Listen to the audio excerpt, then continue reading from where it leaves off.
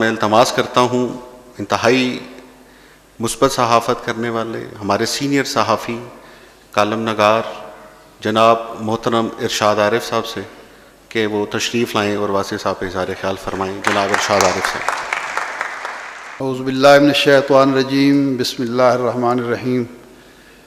जनाब साहबज़ादा काशिफ़ महमूद साहब, जनाब आज़म वज़ीर तारड़ साहब, साहिबान एज़ाज़, ख़वातीन व हज़रात और मैं खाना वासिफ़ के महकशो, अस्सलामु अलैकुम।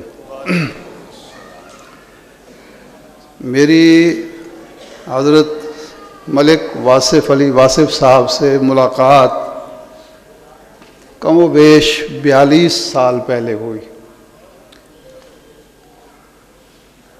आप ही के शहर के एक दानिश्वर थे सैयद सिब्तुल हसन ज़ैगम साहब, बड़े ही तरक्की पसंदाना ख़यालात के मालिक और एक अपनी ही दुनिया बसाने वाले ज़ैगम साहब मुझे और मेरे भाई, छोटे भाई साहबज़ादा खुर्शीद गिलानी साहब को लेकर वासिफ़ साहब के घर गए। रिवाज गार्डन के पीछे उनका घर था। हम हाज़िर हुए, नौजवान थे और आप लोग जानते हैं कि सहाफ़ी लोग जो हैं, इल्म कुछ भी ना हो और मालूमात कुछ भी ना हूँ, लेकिन अपने आप को समझते बहुत कुछ हैं, ख़ास तौर पर जब जवानी भी। और ज़ैगम साहब जो थे वो तो थे ही अपनी दुनिया के आदमी। हम कोई किसी अकीदत के तहत हाज़िर नहीं हुए थे, सच्ची बात मैं करूं। ज़ैगम साहब ने कहा कि वासिफ़ अली वासिफ़ साहब हैं, तसव्वुफ़ का उनको लबका है, रूहानी बातें करते हैं, चलते हैं और जाके देखते हैं, कुछ सवालात करते हैं और उनको नापते हैं, मापते हैं, तोलते हैं। हमने कहा चलें जी, चले गए। कुछ ख़ानदानी तरबियत के कभी भी ज़िंदगी में किसी भी बड़े या छोटे से एहतराम अदब के मामले में कोताही या कमज़ोरी का शायबा नहीं हुआ। लेकिन ज़ैगम साहब चूँकि उम्र में भी उनसे बड़े थे और उनकी शायद शनासाई भी देरीना थी, तो उन्होंने एक बहस शुरू कर दी उनके साथ। हम सुनते रहे, एक आध सवाल मैंने भी किया, मेरे छोटे भाई ने भी किया। तो जब वो बहस ज़रा तवील हो गई और ज़ैगम साहब का लबोलेजा, जो लोग उनसे मिले हैं, वो बड़े ही बुलंद आहंग भी थे और बात वो बड़े खुले डुले अंदाज में करते थे, पंजाबी में बोलते थे। तो वासिफ़ साहब ने एक बात कही जिससे बहस तो खैर ख़त्म हुई, लेकिन मेरा उनके साथ दिल जुड़ा। उन्होंने कहा, ज़ैगम साहब इल्म से फ़तह न करें, अखलाक से मुझे शिकस्त दें।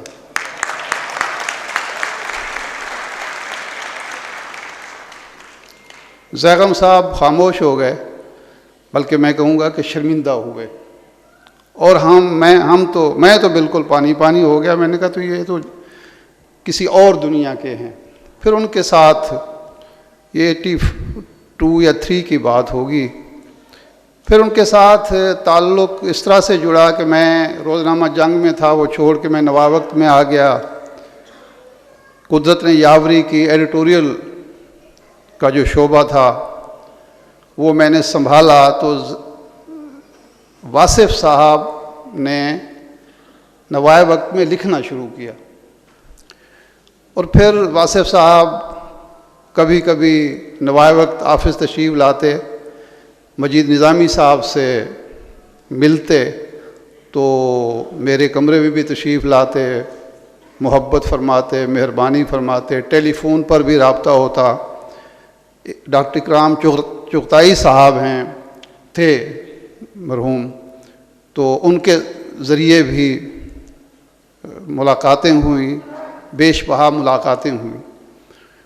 और ये जाना कि जनाब वासिफ साहब उस काफ़िले के फ़र्द हैं, यहूदी खां हैं,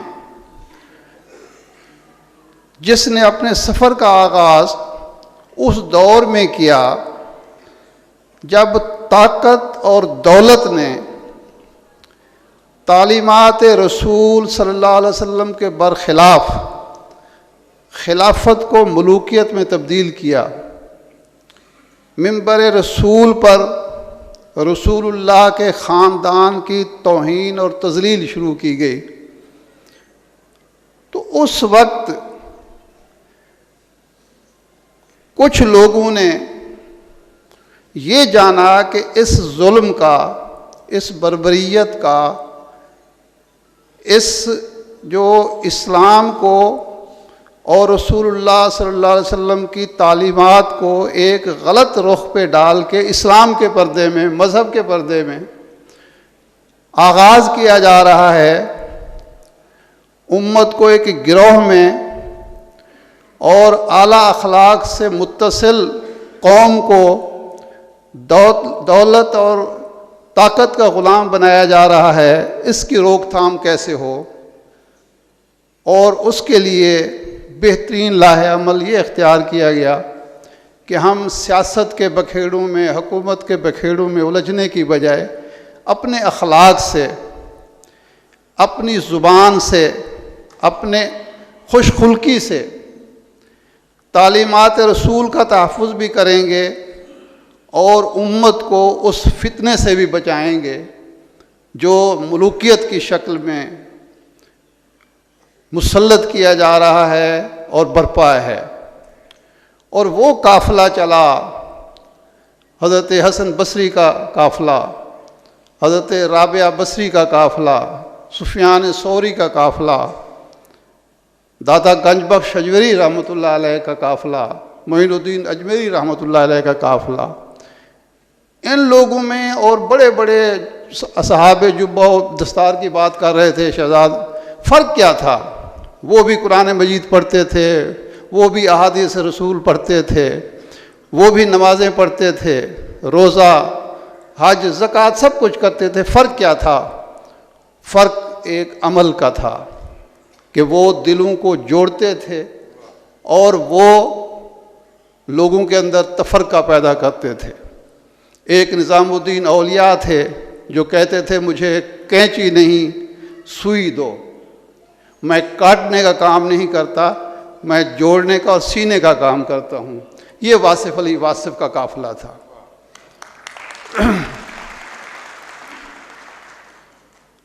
ये वो लोग थे जिनकी वजह से आज हम अल्हम्दुलिल्लाह मुसलमान हैं, अल्हम्दुलिल्लाह रसूलुल्लाह सल्लम की तालीमात से वाकिफ़ हैं।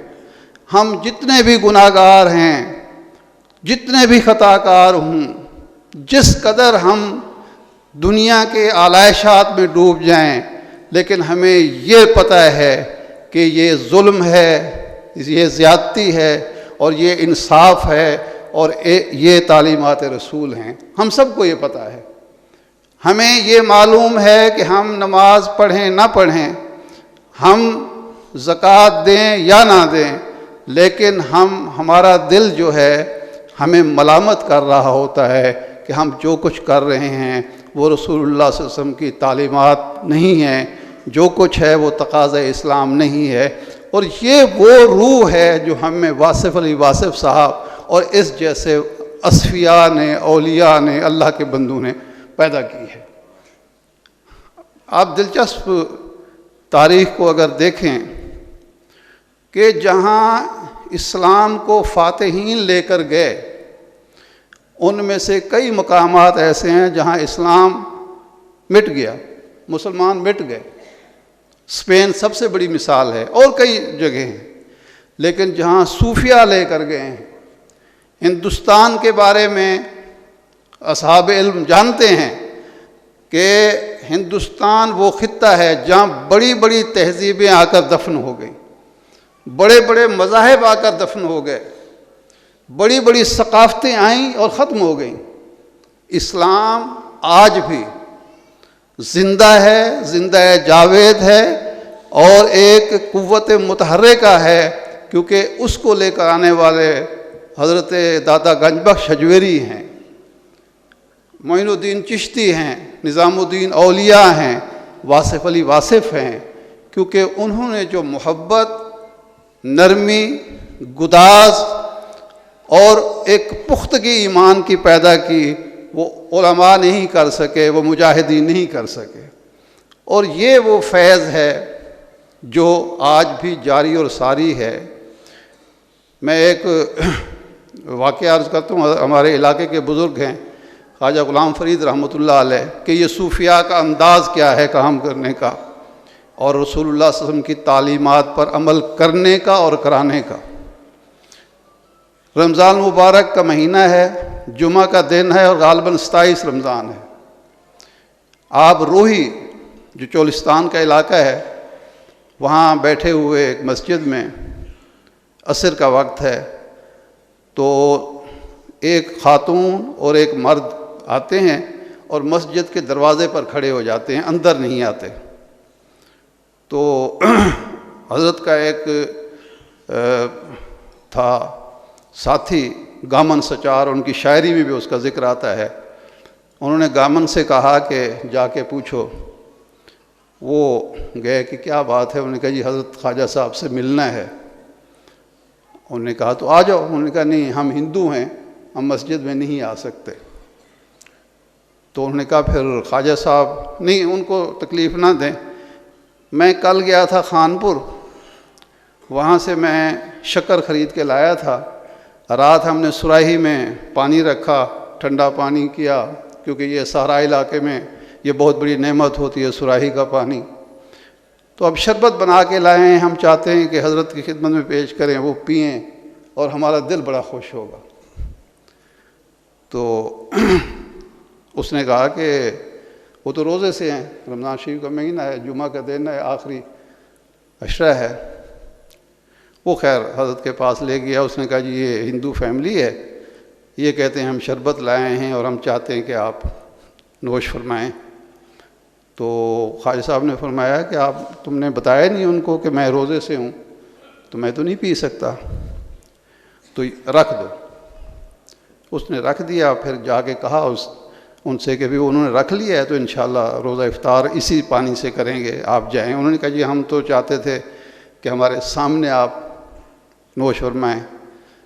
तो उन्होंने कहा फिर ठहर जो, थोड़ी देर रह गई है, आध पौन घंटा। उन्होंने कहा नहीं, हम तो दूर से आए हैं, हमें वापस भी जाना है, अंधेरा हो गया तो हमारे लिए मुश्किल हो जाएगा, तो हमारे सामने अगर पी लें तो बड़ी खुशी होगी हमें। गामन सचार ने जाके दोबारा कहा। हज़रत ख्वाजा साहब ने बिला ताख़ीर सुराही से प्याले में पानी डाला और घटाघट पी गए। अब जो 5, 7, 10 मोतक़िदीन बैठे थे वो हैरान हैं कि रमज़ान शरीफ का महीना है, आखिरी जुमा है, शायद 27 रमज़ान है और आपने रोज़ा यानी असर के वक्त रोज़ा तोड़ दिया। वो बड़े खुश हुए, दुआएं दी। उन्होंने कहा जी हमारा दिल आपने खुश कर दिया। ख्वाजा साहब दरवाज़े पर आ गए, उन्होंने हाथ चूमे और उसके बाद चले गए। नमाज मगरिब का वक्त हुआ, नमाज हुई। नमाज के बाद वो गामन सचार जो था, वो ज़ाहिर बात है आपको पता है कि हर महफ़िल में एक आदमी बोलने वाला भी होता है, खा वो बादशाह की शाह की महफ़िल हो या फ़कीर की महफ़िल हो। गामन कहने लगा हज़रत वो तो बेवकूफ़ हिंदू थे, वो देहाती से, उनको तो पता ही नहीं है, आपने 27वीं का या जुमे का रोज़ा आपने तोड़ दिया, जाने देते। आपने फरमाया गामन मैंने सोचा था, लेकिन फिर मुझे ख्याल आया कि मैं जवान आदमी हूँ, मैं इस एक रोज़े का कफ़ारा 30 रोज़े रख के भी अदा कर सकता हूँ। और मैं लोगों को खाना खिला के भी कफ़ारा अदा कर सकता हूँ, लेकिन इन लोगों का जो दिल टूटेगा मियाँ बीवी का, उसके पास मेरे पास कोई कफ़ारा नहीं है, कोई सोच नहीं है। मैं अल्लाह से डर गया, क्योंकि रसूलुल्लाह सल्लल्लाहु अलैहि वसल्लम का फरमान है कि जो इंसान का दिल है वो खाना काबा से ज़्यादा बाबरकत है। तो मैंने कहा चलो मैं कफ़ारा अदा कर लूँगा, या मैं खाना खिला दूँगा गरीबों को, या रोज़े 30 और रख लूँगा, लेकिन इनका दिल नहीं तोड़ना चाहिए। अब हिकमत मुलाज़ा कीजिए, एक दरवेश की, एक फ़कीर की, वलीउल्लाह की, दूसरे दिन 7-8 लोग ख़वातीन व मर्द आए और उन्होंने कहा कि हुजूर हम हिंदू हैं, हम मुसलमान होना चाहते हैं, हम वो मज़हब,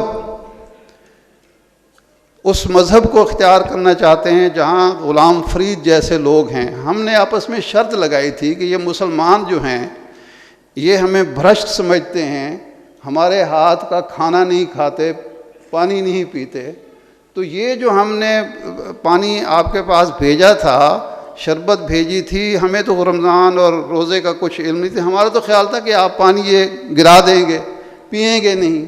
और ये वो जो दोनों मियाँ बीवी थे, हम इसलिए अपने सामने पिलाना चाहते कि ये ना हो कि हम दे के चले जाएं, बाद में आप गिरा दें और ना पिएं। तो हमें पता चला कि आपके यहाँ इंसान की कदर व मंज़िलत क्या है, इंसान की अहमियत क्या है, और इंसान को आप किस नुक्ता नज़र से देखते हैं। चुनांचे हम सारी की सारी बस्ती के लोग हैं मुसलमान होना चाहते हैं।